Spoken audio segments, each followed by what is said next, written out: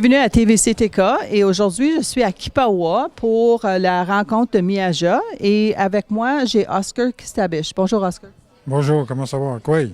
Oui, ça va bien toi? Mijn danomaat Tayan, het Sheba Gawanishkan, Guillaume Dané Pidabak. Bon, on est ici pour parler la langue algonquin, c'est bien ça? Oui, c'est la langue, de parler la langue, puis comment préserver, comment parler, continuer à parler la langue, comment diffuser la langue, comment transmettre la langue, comment qu'on travaille.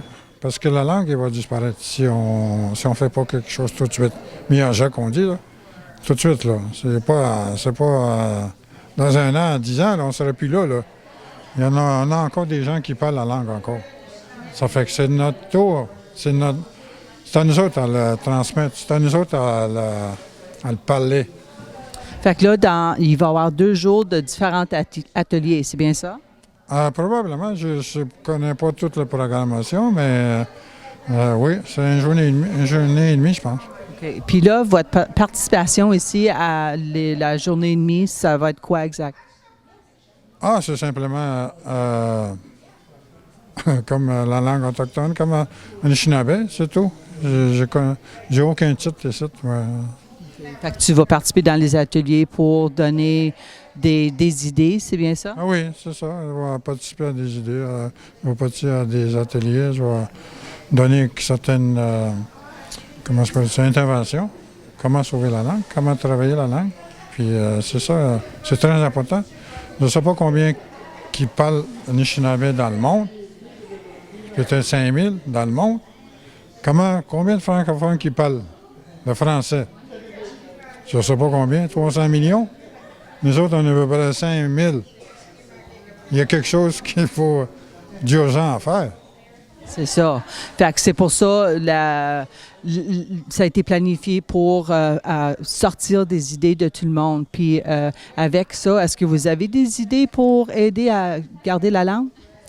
Moi, je voyais des capsules de langue, capsules de discussion, capsules d'histoire, capsules de légende, capsules qu'on entend la langue tous les jours.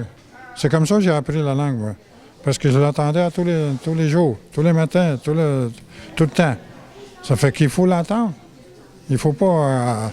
on est dans dans un monde francophone ou anglophone. Puis on entend toujours le français ou l'anglais. Ce qu'on a notre défi, c'est qu'il faut entendre la langue. Si je m'en vais en voiture, 2-3 heures de route, je mets une capsule, je mets quelque chose pour écouter la langue. Il faut prendre aussi les radios locaux, pour diffuser la langue, pour qu'on puisse entendre la langue. En 75 %, juste la langue. C'est ça qu'il faut. Il faut l'entendre. Les gens, les jeunes, ceux qui veulent apprendre, vous parlez français tous les jours. Vous mangez en français, vous vivez en français. Bien, ça va être la même chose pour nous autres. Il faut le faire. C'est un des grands défis. Fait que c'est un des... qu'il faut me donner ces idées-là. Comment qu'on va le faire? Fait que là, comme vous parlez la langue, est-ce que vous allez participer à développer les capsules? J'ai commencé à développer un peu l'histoire de 5 minutes, 10 minutes, tu sais. Puis il m'a donné une histoire de pêche, une histoire de trappe, une histoire comment qu'on vivait. C'est plus long, mais une demi-heure, tu sais. De parler juste de ça, là. Fait que d'après vous, est-ce que c'est mieux d'entendre comme des histoires comme ça ou d'apprendre comme des mots de, mettons, table, manger? Oui, ça, c'est bien sûr. Mais une table, il faut que tu fasses quelque chose. Il faut que tu fasses une phrase. Pas juste attendre, table. Mais sinon, regarde, tu parles pas la langue. Non. Oui, tu manges à table. Tu manges à la table, qu'est-ce que tu manges à la table? C'est ça, nous, ici, il faut qu'il y ait une phrase avec la table. Tu sais, si on en prend juste des mots, c'est correct. Mais ça aide pas à la conversation ou à faire des phrases. C'est ça qu'il faut faire. C'est ça qu'on a le défi à nous autres.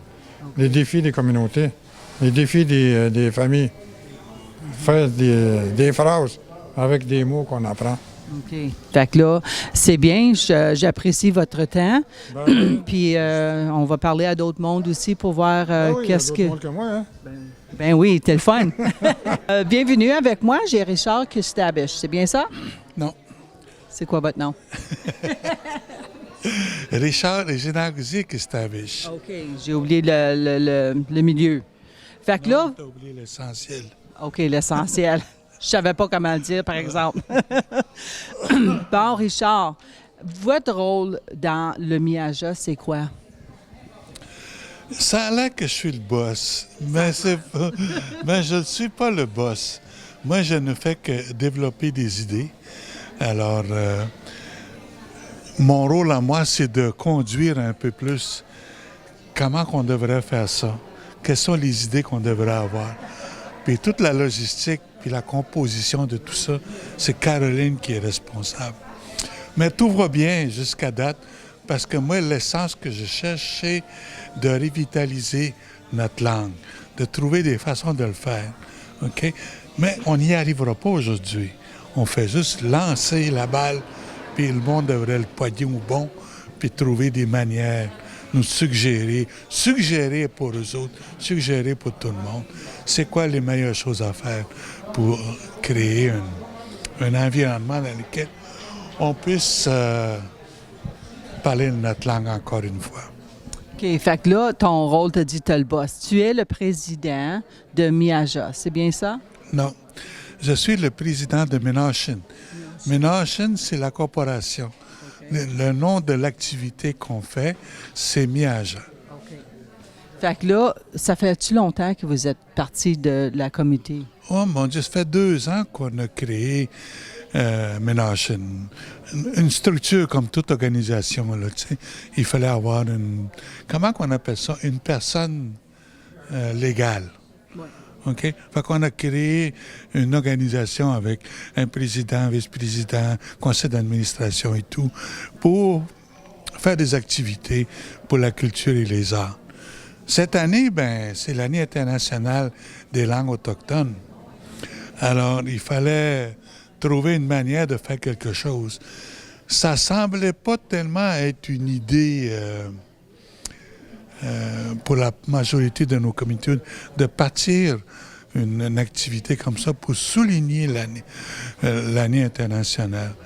Alors, on a pris une chance, on a pris le risque de faire quelque chose qui pourrait peut-être créer un engouement, une imagination, ou je sais pas, une créativité quelconque pour remettre les affaires en place. Fait que c'est qui votre équipe qui vous a aidé à mettre tout ça en place? Mon Dieu, on est une grosse gang. On a du monde là, qui travaille à Cultura, à la station touristique aussi. C'est une partie des grandes de la main-d'œuvre qu'on a pu obtenir sans que ça nous coûte trop cher. Puis on a beaucoup de bénévoles aussi, du monde qui sont spécialisés dans la langue, la transmission de la langue dans différentes communautés. La langue, c'est complexe.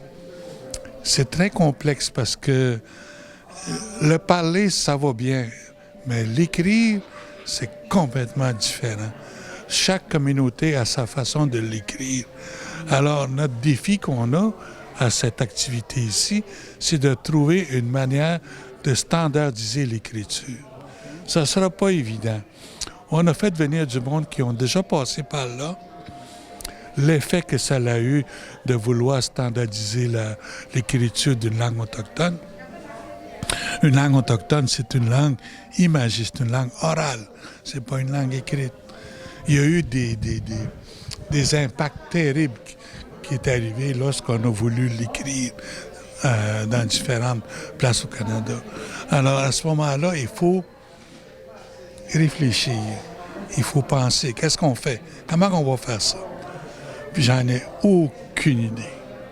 C'est pour ça que le monde se réunit pour développer une idée. Comment faire? C'est bien ça? Bien, on a des idées. Il s'agit de de s'entendre, de faire des compromis. Tout le monde doit faire des compromis pour arriver à faire ça. Si on ne fait pas de compromis, c'est sûr que notre langue est vouée à la mort. Il faut arriver à faire des compromis, des sacrifices, en autant que le son de la langue reste comme il est.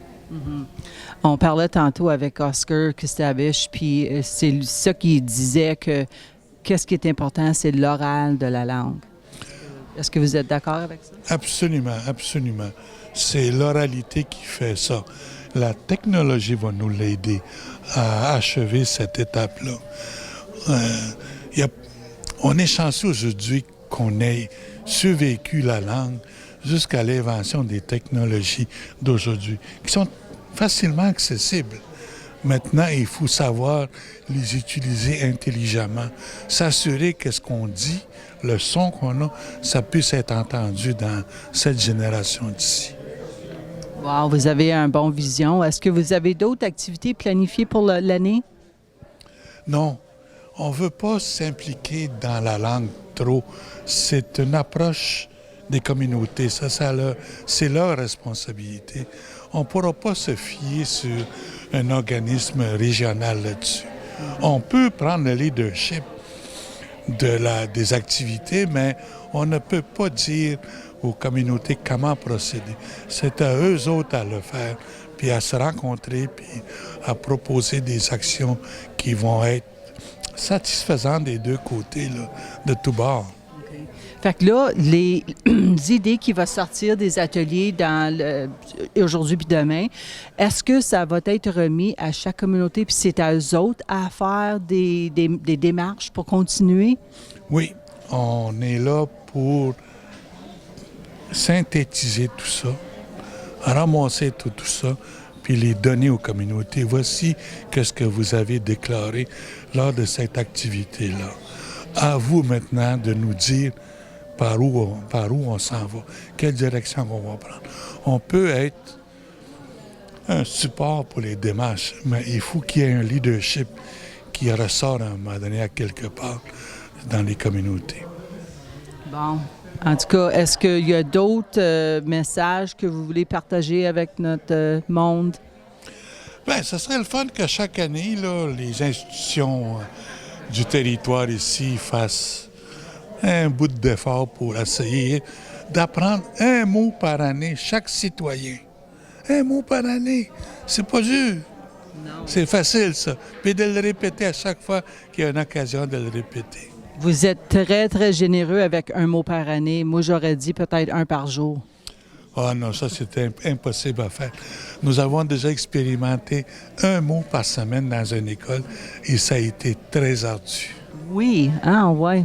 Oui. Ben, un par mois, c'est-tu faisable? Si vous avez de la bonne volonté, oui. OK. Seulement que si vous avez de la bonne volonté, puis une ouverture d'esprit. Puis quand on parle d'apprendre un mot, c'est quoi exact apprendre? Apprendre à lire, dire, comprendre? Moi, je suis un joker. OK. Alors, je dirais le mot « ujishkish ». OK? Tu dis le mot, puis tu essaies de trouver la signification en allant à l'extérieur d'ici. Allez voir un Indien que vous allez trouver soit à Notre-Dame-du-Nord ou à Wainoué ou à Pécougan, puis allez dire au Ujishkish, puis vous le demandez de le traduire. Vous allez avoir du fun! C'est du fun, puis c'est pour ça que ça va prendre un an. Ah, ben oui. Bon, ben merci beaucoup, Richard, puis je vous souhaite un très bon séjour à Kipawa, à Québec, puis j'espère que ça va sortir avec plein d'idées. Moi aussi, je le souhaite beaucoup, mais c'est sûr qu'il va en avoir. Merci. Welcome, and with me I have Caroline Lemire. Hi, Caroline. Hi. How are you today?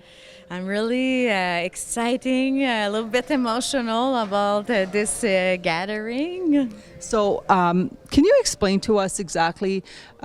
So, the gathering is called miaja, okay, But you work for who exactly? I'm working for miaja. It's a new. We have a new regional organization, a nonprofit organization, Anishinaabe, and its goal is to value and promote art and culture. And culture, it's territory, language, art, heritage. So it's the main core of this organization. And one action miaja did, it's to organize the gathering of miaja. Okay, so and the gathering of miaja is what exactly? It's the second edition that we do. It's kind of mix of a festival, conference, congrès, show. We really want to have a gathering with all the communities Anishinaabe on the territories. We realize that we don't have a good communication sometimes, and we don't know what's going on in each community. And we have huge issue that we need to take time and have the cultural leaders who sit at the same table. And for language, it's an emergency. It's the International Year of Aboriginal Languages this year. And we said, let's take this opportunity to invite all the teachers of the language from Kitsisake, Klaximon, Pikogan. And we know that here in Quebec, the language, it's more difficult because the people lose their language. It's the reality all around, but a little bit more here. That's why that was symbolic to have this event here in Quebec with the partnership of Wolf Lake in Quebec for the two communities, the hoster of the event, and we really want to thank them so much because that was quite huge to organize. Wow. So what is your goal for the next day and a half here in Quebec? We want that the people create a synergy and really realize that we can, if we want, we can do something. So of course we will listen some leaders and be inspired and have time to recreate friendship and solidarities between each other. But also tomorrow afternoon it's going to be a workshop that we're going to write. If we want to do the revitalization of the language, what do you need in our canoe? Who's gonna paddle? Probably that we will have a portage to do. Maybe we will have difficulty, but can you write it down what we need to have a success in maybe 7th generation? But it's the goal. So after that, we're gonna make a report to be sure that we have action on writing, and we will give that to all the communities, all the schools, to that they can take this plan and see in their community, okay, with this, what did we do? How did we start? How we can improve that? So what is the goal of your corporation to facilitate the language? We will be there more to use, also to give the example in our website. We will try to value the language. If we do a creation on a show, we will use the language. We will try to help the artists to understand and add some vocabulary to understand the meaning of their creation with the language. So we will be more at this place and try to help some people, because we have some designer in our team, and sometimes we need to put their word and have create some tools. But also we're a new organization, and we will need to with all that to see which place we will take in the language, but it's the responsibility of everybody. It's gonna be, miaja will be one canoe, but we need lots of canoe like the old times. One canoe had the kids, the other had the food, but all together everybody survived. But that's a little bit, everybody needs to think how they can help on this. Mm-hmm. So are you going to be able to take what comes out of the workshops in the next day and a half and summarize it, or what kind of tools will you be giving back to the communities? It's going to be an action plan, the resume of all. It's going to be recorded all around the workshop, and we're going to make an analysis and be sure to give some proposition of action. of course, example to add more Anishinaabe language on the sign, on the municipality, on the main community. We need to see the language if we want to speak about the language. They need to be everywhere. Where the kids are, the language needs to be there. We need to make fun with the language and have play with it. So it's gonna be lots of suggestions. We know that it's a good timing because the gouvernement put some new program also for the language. So if we think for those 2 days of idea of project, the time is we have opportunity of grant that they are available. So the timing it's perfect if we really want to have an action after that.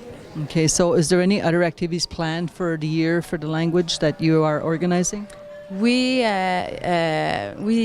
opened the year in January 19th, so it's been almost the end of the year. We had some logo. We have a launch in Lac Simon. We had a powwow also on the language this year. We created some little ideas of things that the municipality can do if they want to be part of the revitalization of the language. So we did a few things along the year, but the last one will be, of course, the report of miaja and an exhibition of the language, Anishinaabe language, that they will travel all around the community. So it's going to be our legacy of the international year. But l'UNESCO will be there, the Secrétaire Général of l'UNESCO, and they told me that they're looking for a décennie, 10 years to put 10 years to value the Aboriginal languages. Not only a year. They speak that 1 year is not enough. So probably that we will have a décennie, 10 years. Okay, it's going to take a decade. Yeah, a decade, exactly. They're looking for that. And to that l'UNESCO call a decade on Aboriginal languages across the world because we need more time. That's the thing. We need time, we need respect, we need open-minding, we need help on non-Aboriginal people a lot too because it's so huge to do, and I think everybody can have a role in this. So who helped organize this day and tomorrow? We cannot organize that without our two community of Kibawek and Wolf Lake. They were such an awesome team. Everybody said, yes, we want this. They give staff the place, the dome, all their skills. So and Minashan, we were there to make the line between all the community that they can come and facilitate because it's far away from Le Rapid Lake, and so we had lots of logistics to help everybody to come, and we have lots of elders. Elders are really important. We wanted to have them here, but we needed to be sure that they are comfortable too. So that was huge. 3 language, French. That's the thing with the Anishinaabe communities. We have 2 language, 3 language, and many dialects. So probably that we make mistakes because that was maybe not the good dialect for one community, but we did with all our heart and all our energy, and we're there, and it's so nice to see new faces all around the territory. It's a nice gathering and old friend who see today. So I'm excited that we start at 1 o'clock and see the show. The show must go on now. So do you have participation from all of the Algonquin communities and that's coming? Yeah, all of them. We have almost all the chief also. So that's the point that I find that really important, because the chief, with their presence, make the signification that the language is also an important issue. So I'm really happy that they are there. We also will have Ghislain Picard and l'UNESCO. So for this, it's a message that we need also to have. Minashan have a table of 1 person from each community, and we have 2 or 3 meetings a year. So the person that represent their community bring the information back and try to help us in their community. And we go, that the success is that Minashan, our team, go in each community really often. So we have lots of line and project with each of them. Wow. Well, that's good. I wish you a great success in the next 2 days, and thank you for taking time, Carolyn. Kitchimiwich. Welcome, Jesse Bond. How are you? I'm good. How are you, Madeline? I'm very good. So we're here in Quebec. So can you tell me what your role is in this 2-day activity? So I was part of the organizing committee. So whenever Washington had approached us to co-host the event with Quebec, I kind of started participating in the committee and in all the meetings. And Julia Coleman, my colleague, also joined in with us, and we've kind of been helping organize. And today we're going to kind of be filling in the holes, help facilitate certain workshops, and kind of help out where we're needed.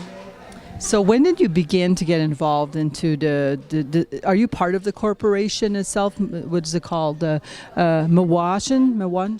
I'm not part of the corporation, but I do sit on the Anishinaabe Circle, which is all the Algonquin communities come together and we meet and we discuss culture and how to bring back the culture and how to revitalize our language. So I do sit on that committee, which is how I ended up kind of participating in the organization of miaja.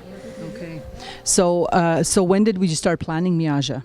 Ooh, quite a few months ago. I'd probably say about 4 months ago or so. So I'd have to say, I think probably back in like June or July, if I'm not mistaken. Okay. Yeah. And so what is your goal for the next 2 days here? So our goal is really to find ways to bring back our language, to revitalize the language and be able to learn it, share it with our children, and for, to teach our youth to be able to bring that back, because unfortunately it was forgotten. Both our communities, I think we have a handful of people still speaking Algonquin, and so for us it's really important to bring that back, starting with our children, starting with us, trying to put it into the education curriculum and all these things. So for us it's really to promote that, and So can you just explain to us what is happening like today and what is going to happen tomorrow? So today we are going to have our big opening ceremony. There's going to be the opening ceremony, and then after that in the afternoon there's going to be various workshops and keynote speakers that are going to be addressing the topic of language. So miaja came and decided to do language this year because UNESCO decided that this year was the Indigenous Year of Language. So this is our initiative to try and bring it back, and it's really nice and really, I think, significant that we're doing it in our communities because the language has been lost quite a bit. Okay, so and then tomorrow as well, how are you going to end this whole 2-day event? Oh yeah, and I didn't even finish for today. So we're going to have the workshops, and then after that we have the supper. After the supper, we are also going to have a show down at Tory Hall. So there's going to be Anishinaabe artists performing, and that's going to be open to everyone. So we invite everyone from the community to come out and come partake in the show. It's going to start at 8:30, and then tomorrow, same thing. We're going to gather. We're going to do. We're going to have some different workshops that you can attend, and different keynote speakers that are also going to be there. So that's pretty sums up our 2 days. So how was the participation from all the other Algonquin communities? So for this event, we mostly focused in on Quebec and Wolf Lake in terms of the organization, but all the other Algonquin communities also sit in the Anishinaabe Circle, so they had their input and had their voices heard, and as you can see from the turnout, people are starting to come in. We have people from all the different communities in Quebec that are showing up, so it's really nice to have everyone come together working towards the same goal. Mm-hmm. Yeah, it's nice to see all the different faces coming in, and some familiar faces at that too. So yes. So I want to just, thank you for taking the time to talk to us, and I wish you the best of luck with the 2-day event. Miigwech, thank you. Welcome, Justin. How are you? I'm great. Yourself? I'm very good. So with me I have Justin Roy, who is part of this miaja. So can you explain how you are part of all of this? Where to begin? I guess it's long story short. I think when I first took on my role 4 or 5 years ago, Tourism Abitibi-Témiscamingue started a Algonquin cultural circle. I think it was one of the few times in the many years that all 9 Algonquin communities and their chiefs agreed that yes, we should all be around the same table. We started meeting regularly just to kind of keep in touch regarding what are we doing culturally in our respective communities. But then I think the group wanted to be able to do more and apply for funding to different programs. So what they did is they started a not-for-profit called Minwashin, and Minwashin is the group that organizes miaja. So with me being part of the cultural group in the beginning and always kind of staying involved is how I'm here today helping with miaja. But the first miaja event took place last year in Val-d'Or. It was Picogan that put it on, and I was fortunate enough to be able to take in the event, as well as Grand Chief Verna Polson. And during the event, when it was done, I went to the organizers and I told them that this would be fantastic if we could have have us host it next year in our community. And they said, yeah, we could definitely look into doing that. And a year later, here we are, miaja being hosted by Wolf Lake First Nation and Quebec First Nation. Okay, so that's really interesting. So miaja, is that a name that they use regularly? Miaja is just for this event here. So last year was the first event, and I think the whole theme behind it was just the sharing of Indigenous and non-Indigenous people being able to work together. They did like a big an opening show where they had a contemporary dancer with an Indigenous dancer where they each did their own part, and then they ended it with them both doing a dance together. So that was kind of the theme of last year, whereas this year's theme is Indigenous language. Since 2019 is the UNESCO's Year of Indigenous Languages, that's why we have the General Director of UNESCO who's going to be part of the opening ceremonies and whatnot. So that's why the whole 2 days is really geared towards the Anishinaabe Mo and the language itself. So what does miaja mean in Algonquin? You know what? I've asked that a few times now, and between all the Minwashin and miaja, I'm getting it mixed up, so I don't want to say what it is and get it mixed up, but I'm sure we could find someone that knows it. Excuse me for not knowing, but between all the different names and groups names, I get them mixed up, but it's something to do with just the culture and coming together and now and whatnot, yes. Yeah. So I got that little gist of it. This is now, yeah. Oh, yeah. So Okay, anyway, perfect. so what is your expectation for the next day and a half or 2 days that everybody's coming here? Again, we always talk, especially here, we talk about the revitalization of our culture and our language. You know, they're one and the same, in my opinion. You can't have a culture without a language, and you can't have a language without a culture. Some of our northern neighbors maybe are in a better position than we are, though they speak their Indigenous language at home and in the communities, whereas here we're very limited on the elders that we do have that know the language. So for me, it's just that we could maybe create that conversation that our language is being lost, and what are we going to do to help bring it back.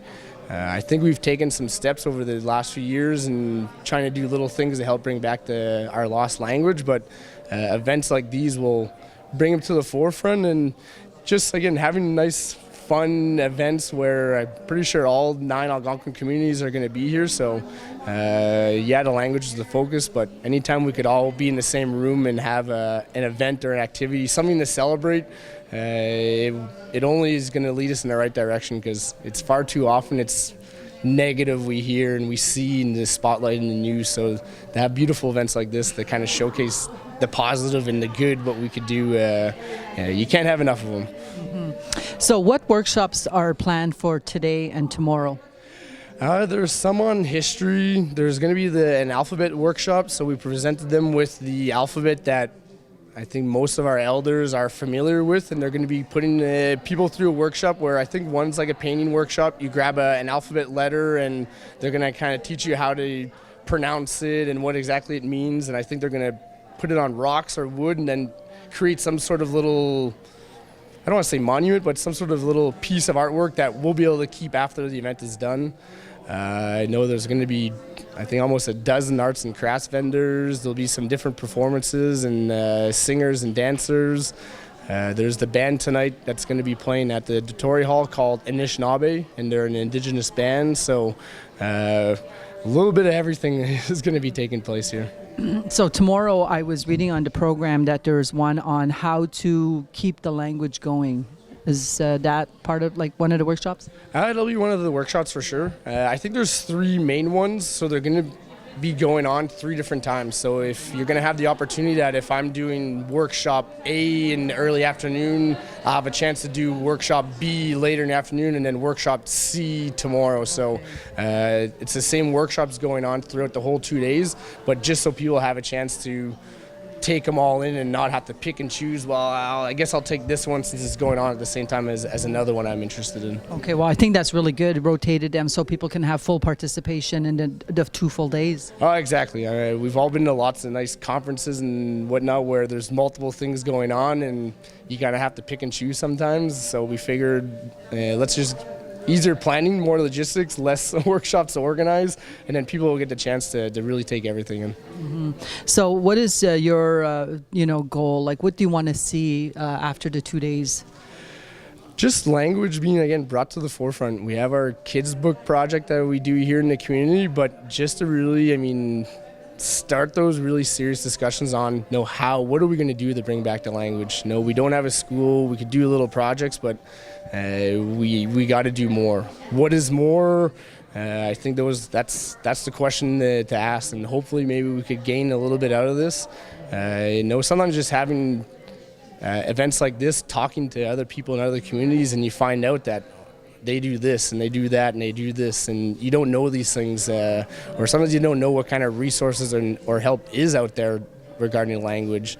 So even if it's just a baby step or it's a big step, if we're that much closer by the end of the day tomorrow and to bring back our language, I think that's a successful 2 days. So what happens after tomorrow for this project for you? That's a really good question. I would hope to have some sort of kind of wrap-up meeting, because I know tomorrow there's going to be some discussions where they're going to be asking those questions. How do we bring back the language? So I'm hoping, that there will be notes and minutes and stuff taken. So again, any kind of information and knowledge we could gain from the community members or even outside community members, what they've done to help bring back the language is only going to be that much more beneficial. We have myself that I do a lot of things towards the culture. We have our CCP coordinator. We have our new cultural officer as well, Rodney St. Dennis. So I think we're taking the right steps to work towards that. So again, as long as we're always moving forward, I'd be hard pressed to complain. So I seen that there was going to be some kind of course of action, and so are you going to be involved in future, promotion of the language? I think that's at the forefront of all of our roles here, especially inside the community. Some more so than others. Maybe in housing you won't be talking culture too much, but it should still be it should be in the back of our minds at all times, because the minute it's gone, it's gone. It's not that there's no bringing it back, but it'd be that much tougher. So I think just, again, if people could just have that thought in their head that the language, it really has to be first and foremost when we're thinking about our culture and where we want to go as a people. We have to know our language. Because what I'd like to do right now, Justin, is maybe take just a short break, and I want you to grab the project you worked on, the book project, so we can show the viewers like what has been done in Quebec already. Because I think it's interesting that people see that. So we'll just come right back. Perfect. So we're back, and this is the book project that you worked on for Quebec, right? Yes. Started 2 years ago. So we have the cultural group in the community called the Anishinaabe who have done numerous cultural type of events and projects and activities in the past. And there's a program called, through Canadian Heritage, the Aboriginal Language Initiative. And between myself and Anishinaabe and others, there's always been a big ask for, we need language material, we need tools and resources to try and bring back the language. We don't have a school, but we have a daycare. And they were one of the key ones asking, we need some things. We want to be able to teach the kids a little bit of the language. So we applied to that program, and out of all my projects I've always done and applied for funding, this was one that we got 100% funding for. So we were able to create 6 short story kids books. Everything was done in-house or by an Indigenous business. So the stories themselves were written by, I think in this case it was Jill Lattiser, wrote all the stories. Well, we call it phase 1 because there's been some follow-on phases. Do all the storytelling. We had a community member, Michelle St. Dennis, and Jill split the illustration work. We had a Indigenous woman, Suzanne Mapichi, do all the translation work. We had another elder, Andrew Paul Shooter, make sure that everything was being kept in our dialect, because our translator Her dialect was a little bit different than ours. We even had our teacher work with 6 youth from the community that teach them each how to read a story, and then from there we recorded each youth them reading the story to include on a CD that goes in each book. And then the company that put the books together is called Anishinaabe Printing. They're based out of Kitigan, Zibi. So everything was done in-house here in the community, and it's been a huge hit. I think I additionally had 200 copies of each book, and we had to get 300 more copies of each book. I had the Near North District School Board in Ontario come across our books, and they reached out and they wanted to have a set of books in every single one of their schools and libraries in the Near North District School Board, which I believe was 77 schools and libraries. So all across Northern Ontario, we could find all of our books in their libraries and their classrooms and stuff like that. Wow, So that's pretty exciting. no, it has been pretty exciting. So we've moved on to phase 2. So we applied to the same program again last year, and once again we got full funding. The phase 2 is nearing the end. In the coming months we should have 6 more short story kids books, and then this year we applied for a phase 3, which again we've gotten full funding for, and we're just starting the phase 3. So phase 2 isn't done yet, and we're already moved on to the next one. So it's the whole purpose again is just to give people a way to at least bring the language back home. Our daycares, working with our youth to kind of give them some material to work with their educators. So we're doing what we can without a school. I mean, a school is the end all be all, but we're moving in the right direction. Well, that's good. So can you just maybe show us the titles of each book, and we can look at that? So the first phase, we had the themes were the 4 seasons. So they have a book about spring, summer, winter, fall. Another one was about the culture, and another one was about families and friends. So you can see this is the book about our culture. Inside is a little recognition for the youth that did the recording. There's the CD, and of course some more recognition for the storyteller and artist and the translator. Another little section in each book that you could find is before the story begins. It's called single word learning. So it's, I think, 15 or 20 words that the kids or people reading the book will see later on in the story that they could kind of practice a little bit beforehand. And then as the story goes, you have your illustration, then you'll have the sentence in English, sentence in Algonquin, and then a sentence in French. So the whole book is trilingual. Wow, pretty impressive and very, very good work. And it's exciting to know that like people would be using books that came from our community. Yeah, it really is.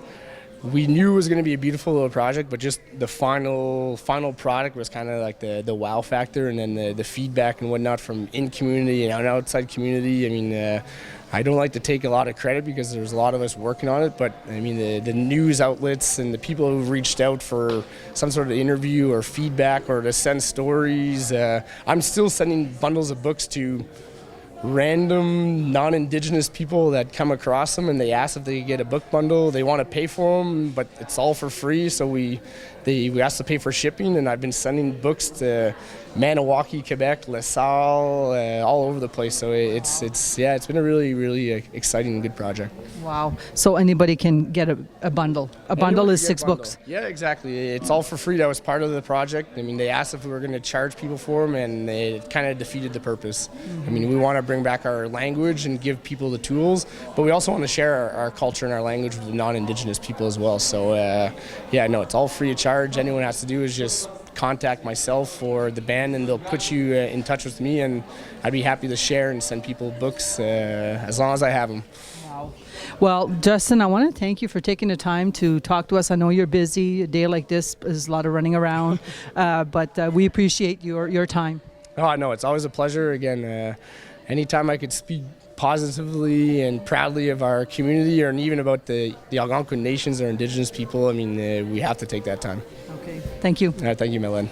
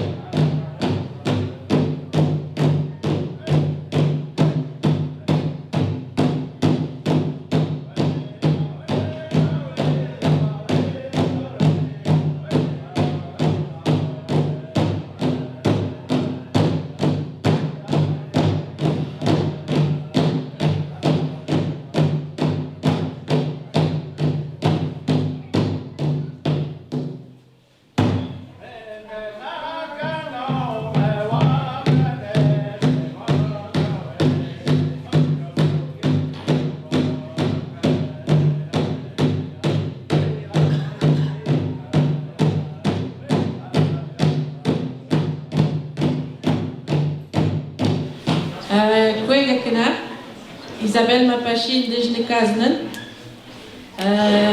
Pikogan Dishnododi, Dabit Buini, Ni Nogajik, Ashidwabak, Ngabianuma, Niganuma Dije, Ngamekudan Adige Bijetanyo. Bonjour, mon nom c'est Isabelle Mapachi. Je suis de Picogan, je suis à Abitibi-Uni et puis je vais être votre maître de cérémonie pour les 2 jours avec ma merveilleuse collègue de tous les jours. Non, je vais la laisser se présenter. Quito. Hi everyone, my name is Nevis. I'll be co-hosting this event with my colleague Isabelle.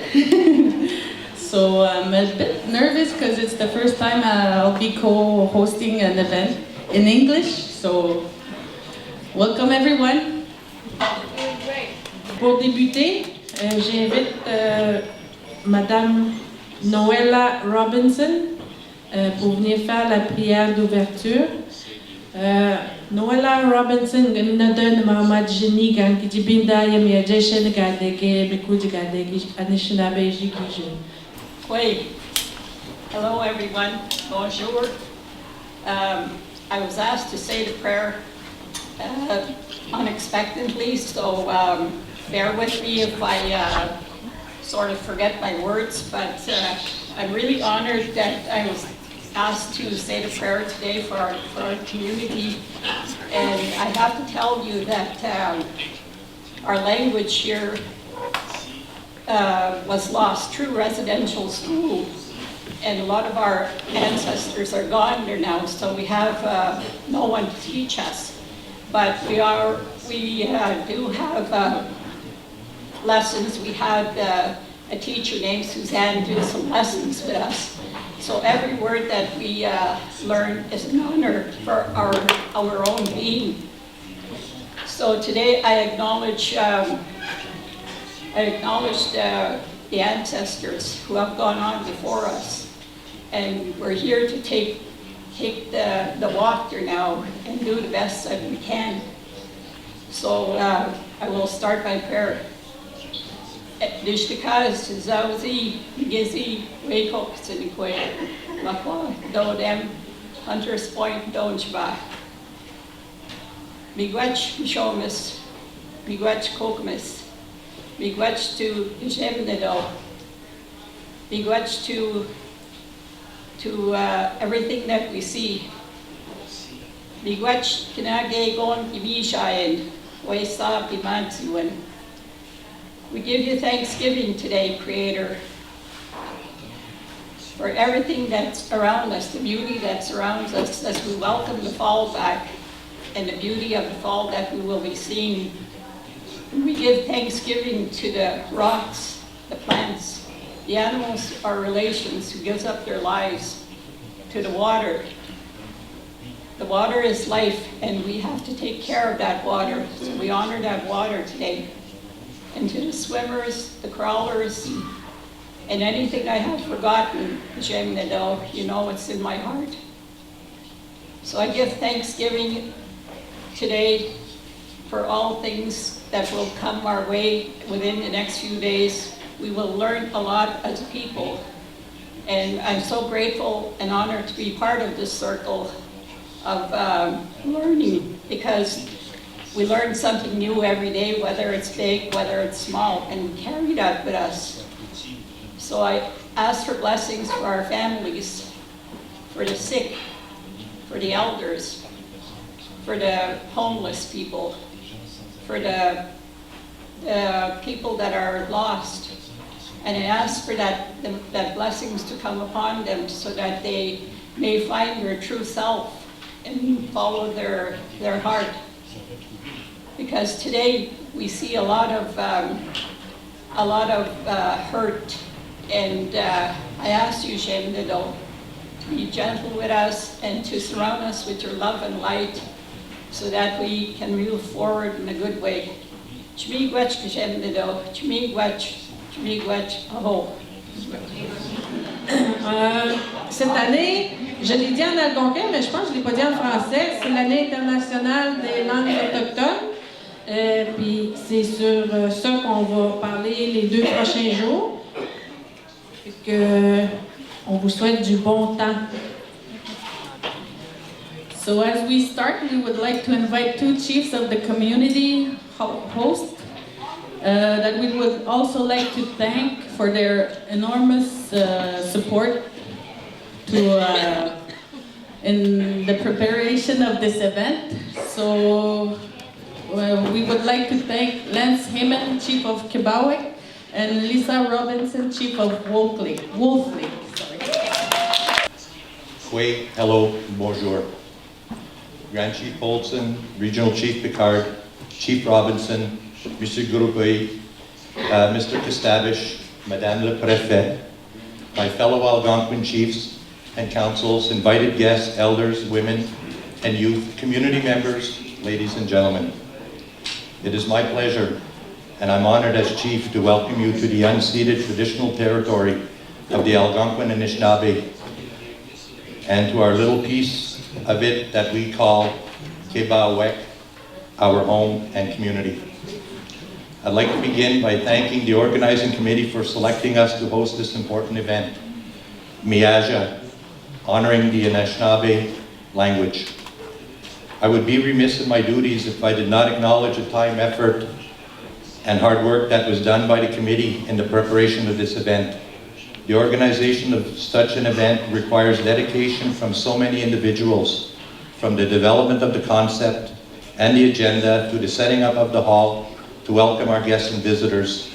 Thank you to the members of the committee and the host of volunteers who have given their time to ensure that we have a full and successful event. I'm quite honestly surprised by the huge turnout, and it's really, really great to see all of you people sitting in front of me.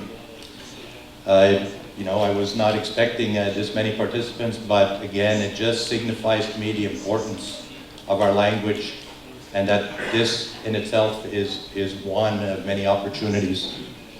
I want to thank the people who have traveled here near and far.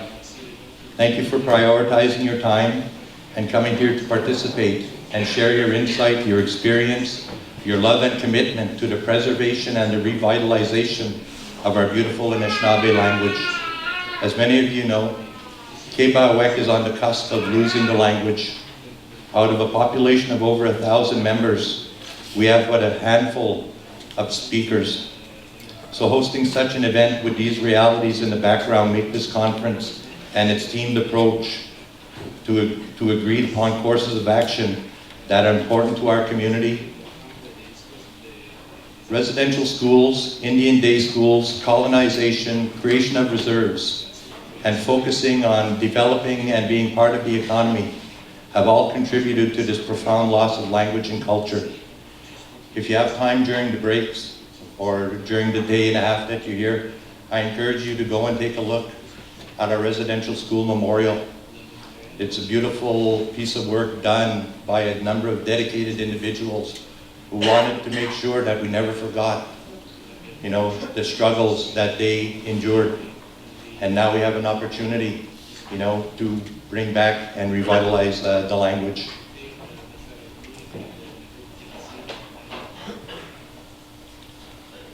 It is the residential school monument is a testament to the challenge and resiliency of our people, who despite their treatment in these institutions were able to retain language, culture. As a community, we are further challenged as we do not have our own schools to teach the language as part of a curriculum. So we have to find new ways to transmit the language and cultural teachings. So we are keenly interested in the discussions and the outcomes of this conference. But all is not lost for us. We have a small but dedicated group of individuals who have been working hard and diligently at bringing back the language, the culture, the teachings, which were never lost. They were just simply dormant for such a long time. It is exciting to see what they are accomplishing and what they can and will do in the future to enhance the work that they are already doing. The Algonquin Dictionary, which we've done, you know, through our tribal council, and the children's books, which the group I mentioned has been producing. I believe there are copies floating around in the room, so take a look at them. It's important, the work that they're doing. It may seem simple, but at the same time, it's so important. They cannot do it alone, so it'll be vital that leadership support these grassroots effort to the best of their abilities. 2019 is the International Year of Indigenous Languages, and we want to take this opportunity to acknowledge the importance and significance this holds for not only the Anishinaabe people, but for all Indigenous peoples whose languages have survived and are still spoken. Our language is the cornerstone of our history. Our culture, our being and existence is tied to language and the land. Our languages and dialects identify us as communities and as nations, and we must put every effort possible to the preservation and revitalization of the Anishinaabe language. Not necessarily so much for me, but for our youth and the future generations to come. I know that the federal government, through Bill C-91, the Indigenous Language Act, that was passed earlier this year and put into law, I'm hopeful that this legislation will also contribute and help support the work that needs to be done in our respective communities and nations. In closing, I again would like to thank everyone who is here. Your presence highlights the interest and importance of this event. Please enjoy your stay with us, our hospitality, our people, and the community. And I wish you all a successful conference. Miigwech, merci, thank you. Kwekwe, hello, bonjour. Pijashin, or Pijashin, welcome, bienvenue. It's so great to be here today. Lisa Nadishnikos, Makwa Dodam, Mahigan Sagagan Nadojaba. My name is Lisa Robinson, and I'm chief at Wolf Lake. And as I said, I'm very happy to be here with all of you. It is great to see so many people here, to attend the workshops that are going to be here in their community, or in the community of Kebawak, because it shows how important this work is to each and every one of us, and for all of us, not just our elders and our future generation, but us here too. Because we're a part of that. And it's important that everybody is a part of that language. And it's such a beautiful language. So I'm happy to be here, and I'd like to say welcome to all our visitors from near and far. It's good to see that our neighbors are here. I saw Mayor Yi from Temiskaming, Mayor Norm from Kippawa. I saw Madame Boltu from the MRC. And also for Lance, Chief Lance as well, Miigwech, for hosting and allowing us to use Mawe Chi Wewigamik, your community hall here today. So Miigwech for that. It's important for us all to be a part of this day. And I'm really happy here to have Nadanis, and Niguisis, my son and my daughter, here with me today to be a part of this. I took them out of school for the day because I feel it's important that they're here to be a part of this, but for all of us. As we gather here today, we're all here to honor our language, with the thoughts of our ancestors, but also to learn, to learn our Anishinaabe moment. And that's what this is all about. So it's really great to see everybody from all areas of this beautiful territory, this beautiful Algonquin territory, Anishinaabe Algonquin land, and it's great to see every representatives from all the different communities, and our friends from Pikwakanagan especially, which was such a pleasant surprise. But from all the communities, I see people here from Long Point, from Temiskaming, from Pikogan, from Lac Simon, from Kitchsake, Barrier Lake. I don't know if I saw anybody from Kitanzibi just yet, but if I haven't, oh, there they are. Yes. So again, all across our territory, and it's great to see that, because it's great to see our people to come together. Just as our ancestors have always been, we're always open to learning. Our ancestors have always adapted, in hard times. They lived hard lives. And they worked hard to make sure that we're here. And today we have hard work to do too in preserving this language. And today, we're going to spend some time learning about, some of the tools that are out there and the different ways of doing this so that we can achieve this and honor that language that we have, that beautiful Anishinaabe. However, for us though at Wolf Lake in regards to language, it's been a really difficult challenge for us, not having a land base, a reserved land base. A place where our people can be together to share that beautiful language. It has been a really challenge for us. Because as I'm told by the elders, you need to practice that language and you need to practice it on a daily basis. It's my hope that, even though we have very few language speakers left, but my efforts here, trying to learn, and all of us here in this room trying to learn, that's what it's going to take to get this important work done, to make sure that that beautiful Anishinaabe Moan is passed on to our future generations and generations yet to come. I would also like to acknowledge one of our elders who couldn't be here with us today. He has been a really important leader in our community. And he has been one that's been really important to do some of this language work to make sure that it's passed on. He was really looking forward to being here, to speaking with other Anishinaabe Moan speakers from the different communities. And he spent some time with me last night. We were talking, and he was talking about how, the different dialects, but he can converse, and he can figure it out, and how some of them are similar and how some of them are different. So it was really great. And that elder is our Andrew, or Shooter Paul. So he was really looking forward to being here. But last night when I went to visit him, he's ready. He's ready to go home, so he'll be on his way soon. He looked really well. So, but anyways, in our conversation last night, he was talking about the old way of the language, and he was showing me how it's written. And he was also talking about the new way, and he knows both. So he's one of the people that I know of that actually can speak it and write it, and both in the new way and the old way. So it was really interesting how he was showing me some of the differences and talking about just exactly how beautiful our language really is. And as such, he really remains dedicated. He's 79 years old now, and he still wants to keep that work going. So that is something else that, he's still wanting to do this work, and it just amazes me, that he's spending the time and passing that on and willing to come in and do some of that work still.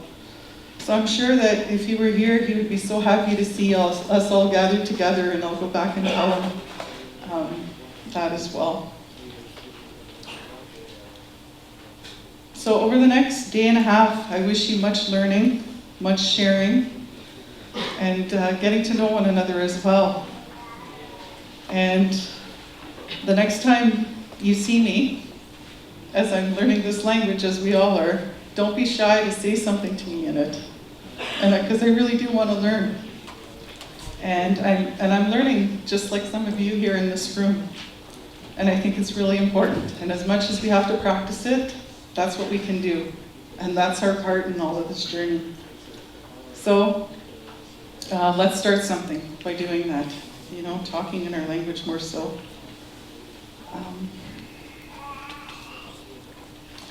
With that, I'll say miigwech again also to Minwashin for organizing this event.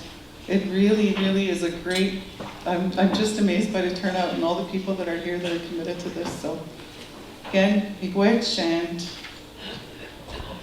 I wish you minoshkwa a pitosant. A good afternoon. Miigwech. Maintenant, j'aimerais inviter Verna Paulson, qui est chef du conseil tribal de la nation algonquine Anishinaabe. Vice Grand Chief was supposed to be here, but anyhow, it's always a pleasure when there's events taking place in our communities, especially when it comes to language. And first of all, I need to thank the ceremonies this morning at 6 o'clock this morning. There was a few of us. I thank Rocky St. Dennis for the ceremony. Thank you for the drums and the songs. on my right. And thank you for the elders, the chiefs who are here, Regional Chief Picard who is here. It's always a pleasure to come to an important event, especially when it comes to our language. Unfortunately, I don't have the language. I don't speak the language. It's unfortunately, but I will always try to learn. My parents don't speak the language. My mother was in the convent, so it's similar to the residential school as well. So they weren't allowed to speak the language, and it was unfortunately for us as grown up as young children in the home, we only knew the English. And when I hear people talk the language, you know, it kind of makes me feel jealous because I never had the opportunity to learn the language like amongst all of you that speaks the language from the different communities. When I go into the different communities, when you go further up north, they speak the language fluent, French and Algonquin, you know, and that's something that I wish I had with me, that I can carry on to my children, my grandchild who'll be here in December. But they say it's never too late to learn, no matter what age you are. So, you know, when I come into your communities to sit and talk, please show me, learn me, teach me the language. I'm willing to learn. It's not easy to learn a new language when you're older, but they say you're never too old to learn. There's just so much I want to say, and you know, I look at the young children here. Chief Robinson brought her children here. You know, the future generation. We always talk about the future generation as we speak as politicians. And we got to carry on the language, the teaching of our people, our ancestors. We talk about our ancestors all the time. We need to continue this teaching. And if you don't know it, let's learn it together. Because I don't know it, I'm learning as I go as well. And that's something that we should not be ashamed. Because sometimes I use the Anishinaabe word, sometimes I get teased or laughed at, but that's okay. You keep pushing ahead, you continue to learn the language no matter what. And just like a story not long ago, when I was trying to speak the language, and this older person, I'm not going to name no one, and I'm trying to say, welcome to the Algonquin territory, but in the language, and the open remarks were much longer, so I'm trying to learn. She records it. So I'm like, oh my God, you gotta talk slow because I can't speak that well. So she's going word per word, really slow, and she looks at me, Berna, you better get yourself an Algonquin dictionary. So I'm like, well, that's what I'm here to learn. I'm here to learn from, and this girl was actually younger than me, who was trying to teach me the language, to do introductions in our language. You know, and it's not easy, but I'll still continue. I always say that every time I'm at these events, I need to learn the language, to do an introduction in our language. I know how important that is. But also for a politician, we also need that extra hand as well to teach us how to become fluent speakers. And I see the great work from many communities. They have books. They have books in their schools. They're teaching the young children the language, the culture. You know, you look at that there and it just hits your heart, you know? Just to hear the small children speak the language, and when they approach you, it's like, sorry, I don't understand you. But they're still trying to communicate regardless of the language barrier that we have. So that's something that we need to continue to do regardless of the language, we need to continue to start listening to one another. Take the time to sit with a fluent speaker. And that's something that we all should do. Even a child could, I bet, learn us the language, you know? But there's still much work ahead. Chief Jerome, I think she is here, in the back here. What she does, her school's up there, it's unbelievable. Leximo, they're so well advanced, they have all the fluent talkers in their schools. They're bringing back the language in their schools, high schools, primary schools. You know, it's just so amazing what Leximo, the work that they do for the language, that community. So, Chief Jerome, I give you applause for you, for your community, for the fantastic work that you do for your people. I can just keep on talking away here, so I won't keep this much longer. And I thank you for inviting me up here. Vice Grand Chief was supposed to come up. I wasn't supposed to be here. But you know what? This is someplace where I need to be, you know? We always talk about there's a reason why we're here, right? Is to learn. So enjoy your next day and a half of workshops. I'll be around as well too, and you know, learning from the fluent speakers, learning from the teachers. Yeah, okay. So anyway, miigwech. Miigwech. J'aimerais poursuivre avec un invité qui est le chef de l'Assemblée des Premières Nations, M. Ghislain Picard, à venir se joindre à nous. Bon après-midi à tous. Good afternoon, everyone. Kwezgit no, to mi chip, chibuhorad no. Tchwe, then the shnelo gaji, we have uyagin ji pish, Mr. Timon. Osket, Sidman, Tewegen, the Mishko. Then the shipping family team stop Magan Tewegen. Magna Gamunbash. Mag, Silo, Nigana Hedek, to the Sky Nohat, the midship. Mag, it's Nogaji, Shin Muyat, Staganude, the Siwo, the ship at Ntaji, Spadelman, I knew any movie stone. One ship it what to see, to Snowstayan and Tim, as you won't see up. Mukte Dayak, Nantan the ship till no. Asian Marriott Stagano. Maakt het zo min de Henendisch ome wat daje te ji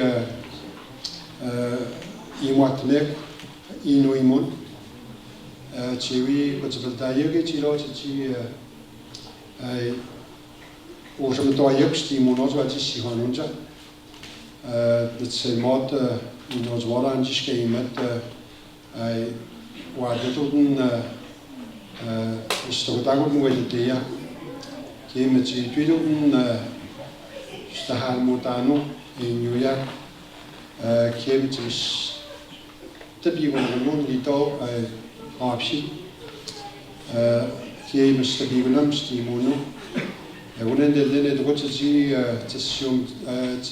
ja dann die ja Moktaji and David Makshut is you got Patiterimia.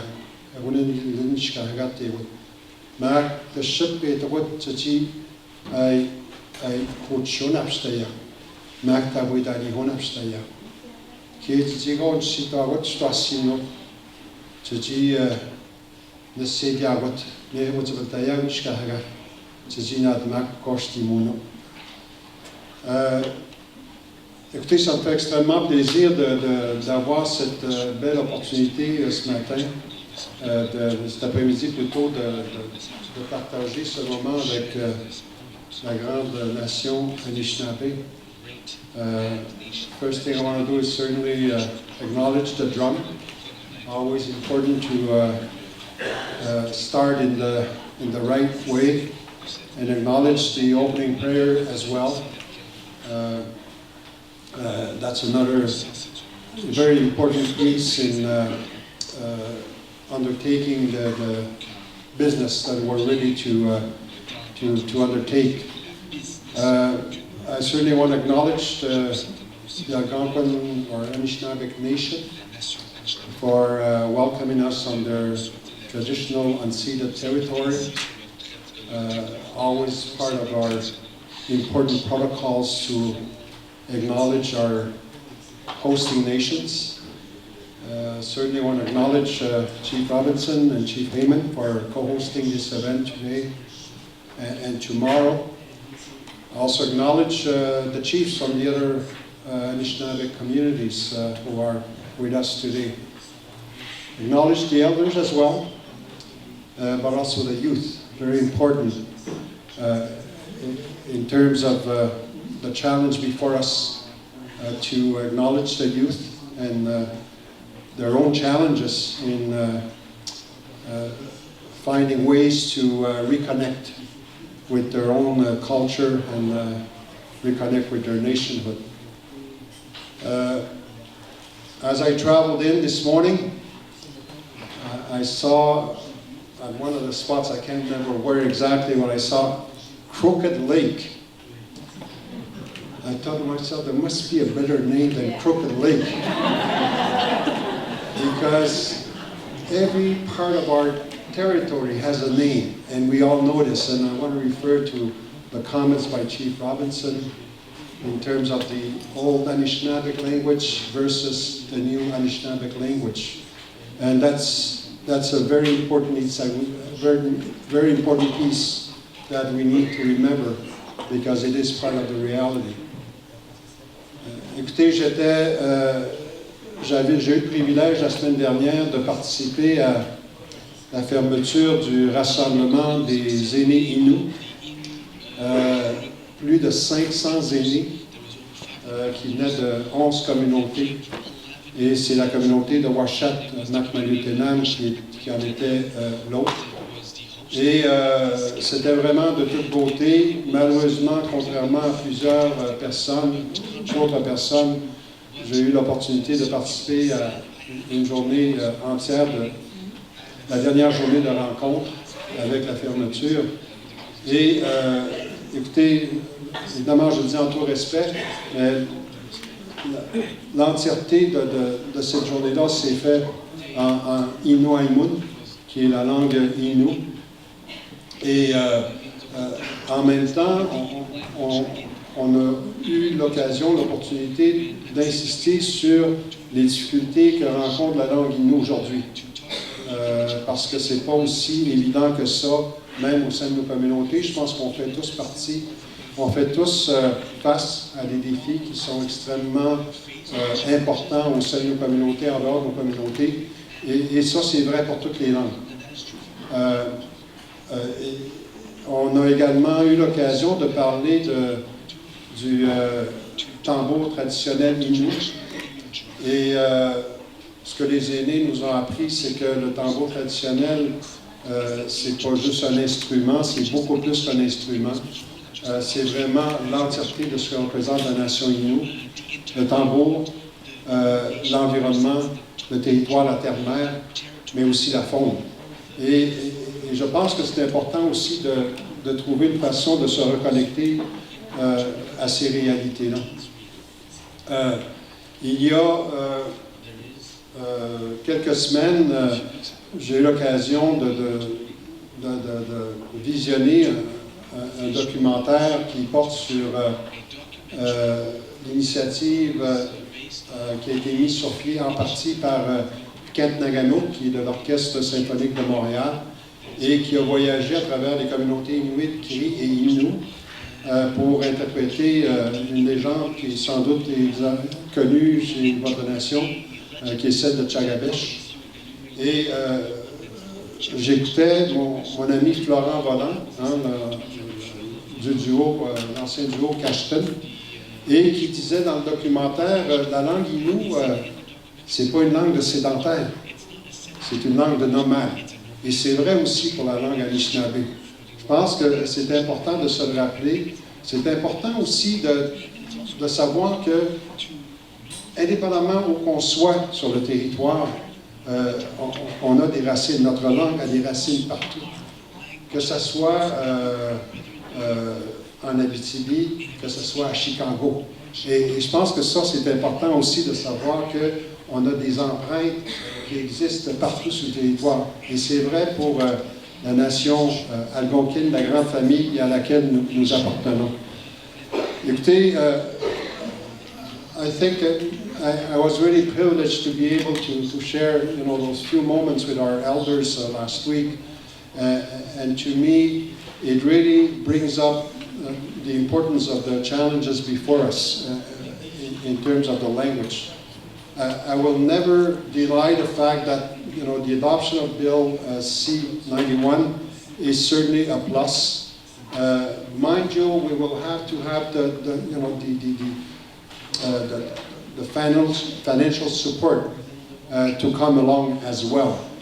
But we must also remember that no law will, I guess, replace the challenge that we have as individuals. And it's true for all of us. It is true for me as well. I have daughters, grandchildren, and great-grandsons who are part Innu and part Mohawk. And my oldest great-grandson is going to turn 3 years old in a couple of weeks, and he's already in school. And in Mohawk immersion, mind you. So these are the kind of efforts that we need to also invest in as individuals, because no law or no financial support will replace the challenges and the obligations that we have as parents. Certainly acknowledge the fact that Madame Bolduc is here with us today from the MRC, and we have mayors as well. And it gives me the opportunity to also insist on the need for us to, reinforce relationships that we once had. And we had a summit between the mayors and our chiefs just a few days ago in Wendake. And it gave me an opportunity to refer to an initiative by the City of Cornwall, along with the Mohawk Nation of Akwesasne. And I had read just a few weeks ago that Cornwall and Akwesasne had agreed that all the street names in Cornwall would be renamed in Mohawk. And I think these are the kind of, common initiatives that we can involve ourselves in as mayors, as Québécois, and in our case, Anishinaabe Nation. So I think, I look to the future with optimism. I think we have opportunities before us. We have to take them on and add our beliefs that, things can improve. 15 years ago, most people would say that the Huron-Wendat language is dead. There's no future. But yet today, whenever we hold a meeting hosted by that nation, we always have someone who can speak the Huron-Wendat language. So I think we can make a difference within our own nations. I think we can make a difference collectively. Donc en terminant, ça me fait extrêmement plaisir. Évidemment, je voudrais vous remercier pour cette belle opportunité qui m'est présentée aujourd'hui de prendre part à votre conférence. Et je pense que c'est le plus important défi qu'on peut se donner, c'est que qu'est-ce qu'on fait à partir de maintenant et jusqu'au prochain rendez-vous. C'est toujours ça qui se présente comme défi, parce qu'il faut rester actif, il faut bouger, et c'est vrai aussi pour nos langues autochtones. Donc en terminant, écoutez, on est en campagne électorale depuis hier. J'ai vu en arrivant quelques posters. Là, le premier poster que j'ai vu, c'est un poster des conservateurs. Je me suis dit, bon, c'est sûrement pas un comté conservateur, je ne sais pas, je voulais juste faire une parenthèse parce que il faudra trouver une façon également de rester actif pendant les prochaines 5 semaines parce que nous avons des priorités à des francophones de la nation. Donc, en terminant, je voudrais vous remercier encore une fois de l'invitation. Mina Pegos, je me suis dit, non, tu es mieux, je te marie, puis je t'ai montré. Tu m'as malgré institution, mais je peux y montrer que je t'ai montré. Merci beaucoup.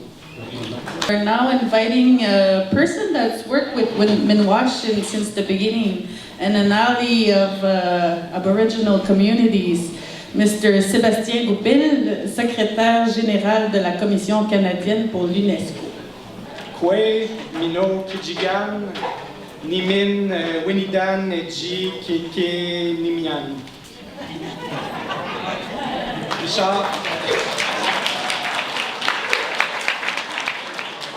Mon ami Richard m'a dit que ça le ferait rire, mais je trouvais ça vraiment important de vous parler dans votre langue, de dire quelques mots parce que c'est une façon de vous honorer, c'est une façon d'honorer vos ancêtres, c'est aussi une façon de marquer votre résilience et tous les efforts en cours pour revitaliser la langue Anishinaabe. Alors, j'aimerais saluer tout le monde, remercier évidemment la nation Anishinaabe de l'accueil sur leur territoire traditionnel non cédé, dont la langue est l'Anishinaabe-Mowin. And I would like to thank in particular our hosts today, Kebawek and Wolf Lake. Thank you, Chief Amon and Chief Robinson, for welcoming us. It's my first visit to this beautiful region, and I'm very honored to be with you today. J'aimerais aussi saluer la grande chef Verna Paulson, le chef Picard, la préfet Bolduc et tous les chefs, les aînés qui sont avec nous aujourd'hui. Et je trouvais ça important, j'entendais le chef Picard souligner la présence des jeunes. Merci d'être avec nous. Et aussi, j'aimerais remercier les linguistes, les porteurs, les défenseurs de la langue aussi qui s'activent dans les communautés pour sauvegarder un bel héritage. On disait, j'ai eu le plaisir il y a quelques années de croiser la route de plusieurs personnes qui sont actives dans la région de la Abitibi-Témiscamingue, dont Minwashin. J'ai eu la chance de faire la rencontre de Richard Kistabiche, de l'équipe de Minwashin. Et je veux vous dire que c'est vraiment un honneur d'avoir croisé votre route et de pouvoir collaborer à vos côtés pour pouvoir défendre des priorités qui nous sont chères. We've decided at the Canadian Commission for UNESCO that we needed to be strong allies. We've been very active for a number of years now in mobilizing our networks, our partners throughout the country to advance truth and reconciliation. We've been active. Chief Picard was talking about the crucial role of municipalities. We believe in it. We have a coalition of inclusive municipalities. We have municipalities in your regions that are part of it, like Val-d'Or and Amos. I'd like to invite others to join. We've just published a toolkit on their role in advancing reconciliation. Et je me suis fait la même réflexion que tout le monde quand je traversais le territoire. J'ai conduit pendant 5 heures pour venir ici et c'est très, très difficile de trouver la présence, la trace de la culture et de la langue Anishinaabe. Et je pense qu'il y a énormément de travail qui peut se faire pour vraiment normaliser la place, donner une visibilité à cette langue-là, et ça passe par des initiatives comme celle dont le chef Picard parlait entourant Kingston. Cornwall. But maybe Kingston could move then in that direction. La responsabilité pour la sauvegarde des langues autochtones, on voit ça évidemment comme une responsabilité partagée et c'est pour ça qu'on a pris un rôle très très actif dans l'année internationale des langues autochtones, une année qui a été déclarée par les Nations Unies, une année dont l'UNESCO, l'Organisation des Nations Unies pour l'éducation, la science et la culture que je représente au Canada, devait développer les plans d'action, les activités et j'aime ça amener les gens à réfléchir. C'est jamais une bonne nouvelle quand les Nations Unies déclarent une année internationale. Oui, on peut le voir comme une façon de célébrer évidemment une culture, les cultures du monde, les langues, mais actuellement, quand on déclare une année internationale, c'est qu'il y a une urgence d'agir. Il y a une urgence parce qu'il y a à peu près 7 000 langues autochtones dans le monde. La plupart sont en voie de disparition. J'en parlais ce matin avec le chef Ayman. Il y a des gros défis, évidemment, pour revitaliser la langue, même dans la région ici. Et c'est justement à ça que sert une année internationale. C'est une année pour provoquer la réflexion, pour mobiliser les gens, rappeler au gouvernement, rappeler aux décideurs qui sont imputables, qu'il y a des investissements à faire, qu'il y a des décisions à prendre. Et c'est vrai que c'est pas juste de passer un projet de loi, c'est aussi de le suivre avec les actions, avec les investissements, et qu'on a tous une responsabilité collectivement à le faire. Et ce que j'ai vu cette année, depuis le début de l'année internationale, donc il y a eu des événements pour marquer le coup, j'ai vu surtout que ça a servi à rassembler et à fédérer les gens. J'ai vu ça chez les Mi'kmaq dans l'est du pays. Je l'ai vu récemment au mois de juillet quand j'étais à Victoria pour le grand rassemblement international sur les langues autochtones organisé par le First Peoples Cultural Council, qui est un leader. Je le vois encore aujourd'hui à miaja, cet appel à travailler tout le monde ensemble pour trouver des solutions et vraiment miser sur l'avenir. À quoi ça sert une année internationale? Ça sert beaucoup à identifier les gens qui ont réussi, parce qu'on doit parler des histoires de réussite. It's not the only thing to talk about the issues that the nations and the communities are facing. There are real success stories. They need to be told, they need to be publicized, and this is what this international year is also all about. The year is also the exchange of best practices. And this is especially important because you don't approach language revitalization the same way if you're older or if you're a kid. You don't approach it the same way when we all have devices in our hands. How do we tackle technologies? How do we use artificial intelligence? These are some of the big questions we're asking ourselves. Je vais vous laisser en vous mentionnant une chose. Il y a des efforts présentement en cours qu'on soutient comme Commission canadienne pour l'UNESCO pour faire passer cette année internationale pour une décennie. Je pense que c'est vraiment important et si vous pouvez collectivement envoyer le message qu'on a besoin d'une décennie pour garder le momentum et garder les gens, les institutions, les décideurs imputables, je pense que ça va donner un grand support aux efforts en cours. Merci beaucoup. Je vais avoir beaucoup de plaisir à entendre vos conversations au cours des 2 prochains jours. Chimigwech. J'aimerais maintenant vous présenter une personne. Il n'aime pas ça, les grosses présentations, fait que je vais tout simplement dire, je ne suis pas certaine de son nom à Anishinaabe, mais c'est-tu Ijinaguzi? Bijanoa. Je vais vous laisser dire son nom véritable. Ijinaguzi. That's my name. That's my name when I was in the bush. So it means he's crazy. It means he is like that. I didn't know Richard Gustavish until I was 6 years old. I found out that when I was in residential school. So my name was gone. So because this is the year of the native language, I decided, and I invite everybody to do the same thing. It's to get back your Indian name. So my name is Ijinaguzi. I want it to be printed in my driver license, my carte d'assurance maladie, my social number, my passport. I want that name to be back. So anyone who has Indian name, he should start it to get back that name and put it in there.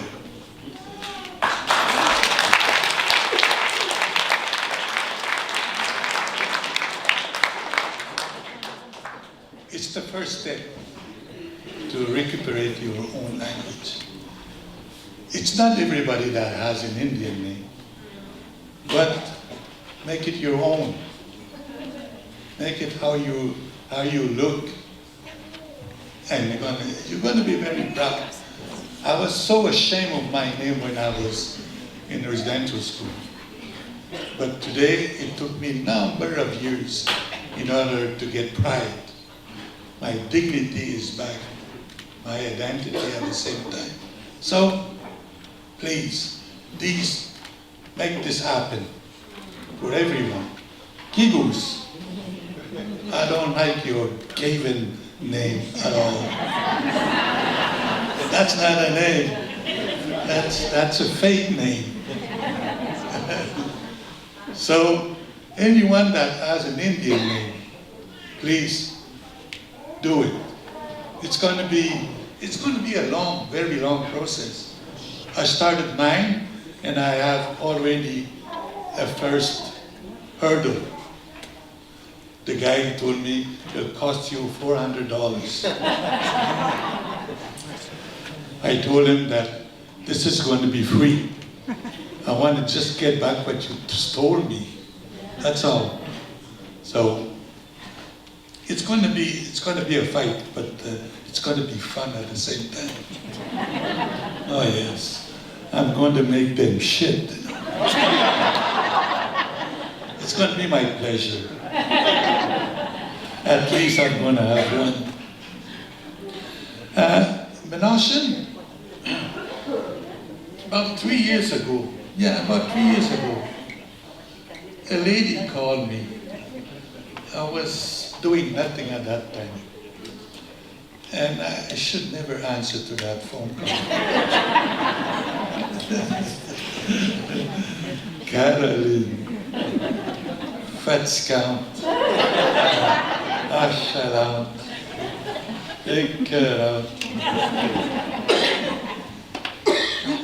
En plus, elle est blonde. Ça fait qu'il fallait travailler avec cette affaire-là. Des fois, pour m'encourager, je l'appelle Madame Chose. C'est beaucoup grâce à elle que Ménaché existe.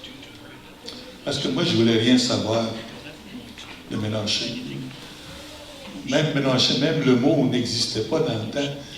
Quand elle et puis l'autre folle, là, comment elle s'appelle? Naski, où est-ce qu'elle est, elle? Es-tu debout dans la salle, là? Elle est dehors.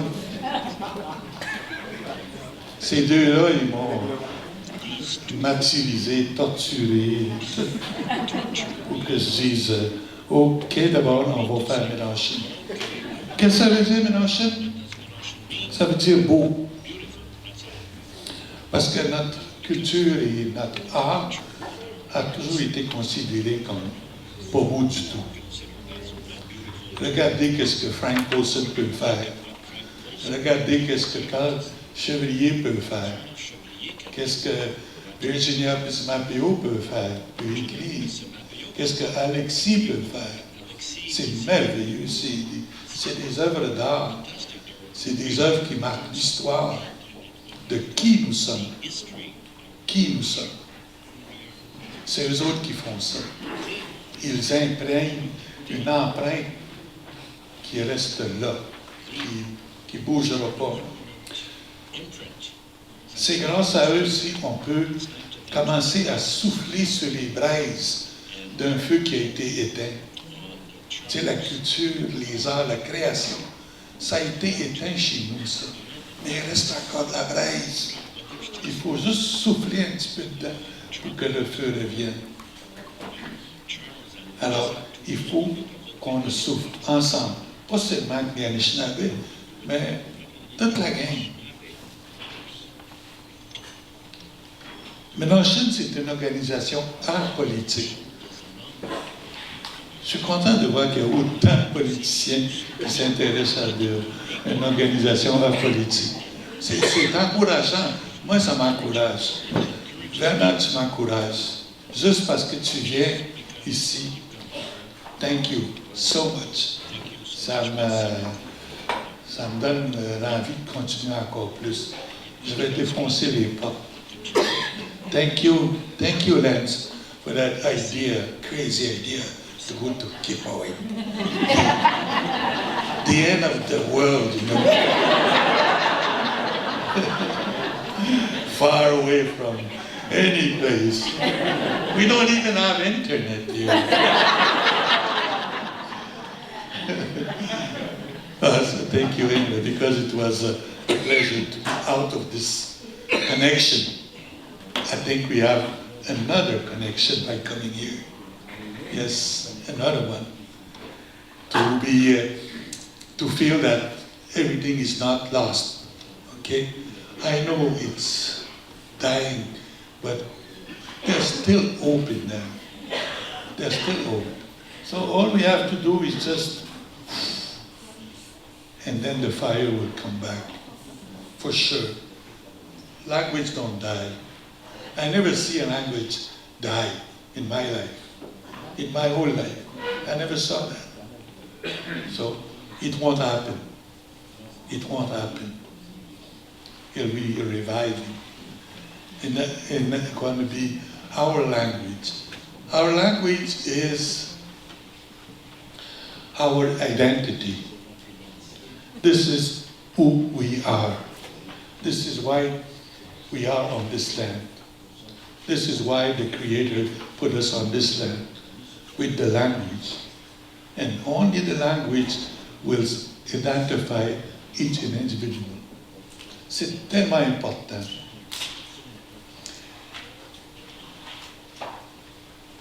Kung yuni ke jenishna bebane majta, nuzagi tsmane nanu. Kung kan yujinen desi, kichigi tsmane nanu matay.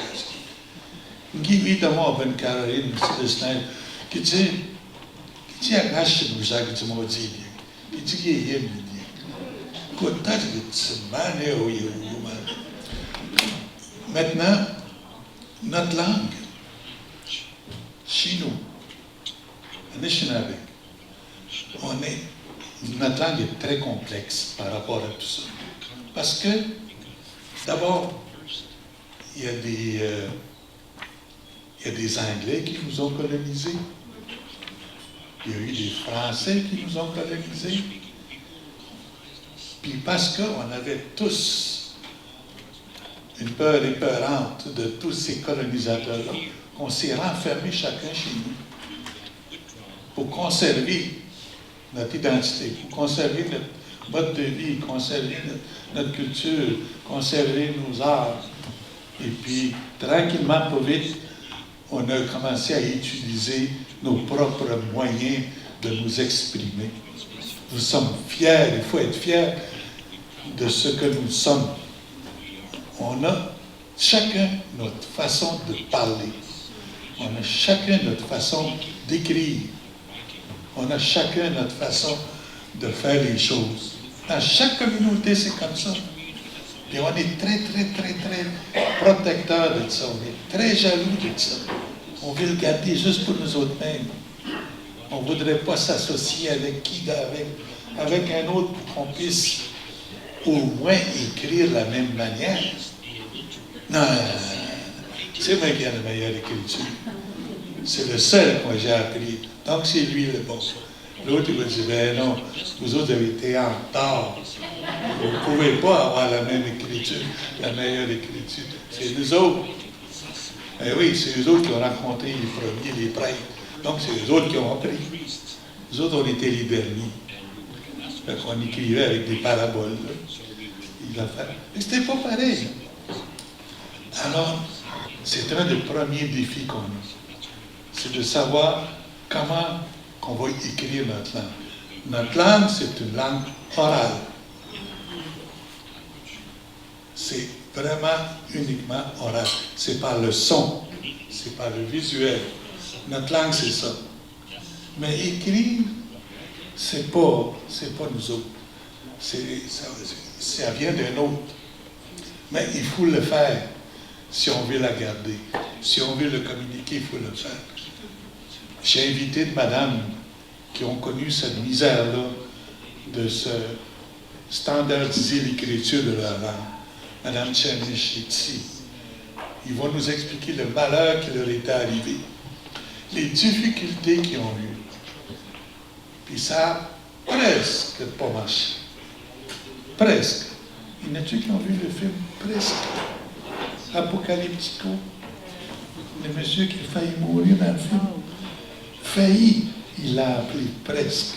Il faut savoir faire des compromis. Il faut savoir que ça dépend de notre volonté de standardiser qu'on va survivre.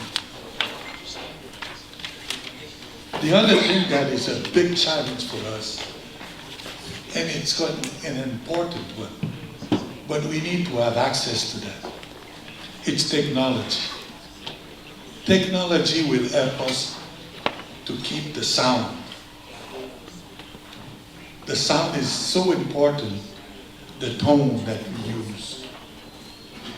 When we speak our language, like in Maniwaki, I found it too funny also to listen. The Maniwaki people talk in Indian. Yeah, as if they sing, all the time. Different tones and phrase like that. It's so fun to hear that. Kada minusewesa, kijia nishnabi mwoka, kinagadishi. A pitch ki kenda mak, kijiba gidi na maka kugegu. Esi ki mas crazy. Kijiba gidi na maki. Kijiki wiji agoga. Kakina gawo dishe out, anishnabi wiki. Si muzai, kitizagi, Maniwaki anishnabi. Kichi men dezoga kunani kuta.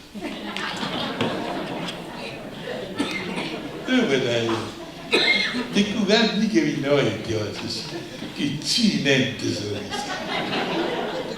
Ni mozi mi nosci, ni dici mi novi, ni dici. Che ci mi nosci che ci due di macchini, e due di macchini. Me ne andani in yes. Those are the challenges that we have to talk about during the coming days, coming hours. Let's talk about that. Let's think about that. We don't have a magical solution to everything. But if we talk about it, we'll find ways. Not only one way, but we want to find ways to get there. And we have to start somewhere. By listening to the people that they were invited to come here. They have ideas, those guys. They went through a lot of, misery of it because they wanted to start something. So, with that in mind, don't drink too much. I need to have a lunch because I didn't have lunch at home. So I'm going to faint if I don't eat something. Thank you, and please carry on. Please just don't be shy. Give any ideas, even there. If it's so crazy, it's okay. Like us, Caroline and I, we were finding this gathering crazy. Look what happens. Lots of people like crazy people.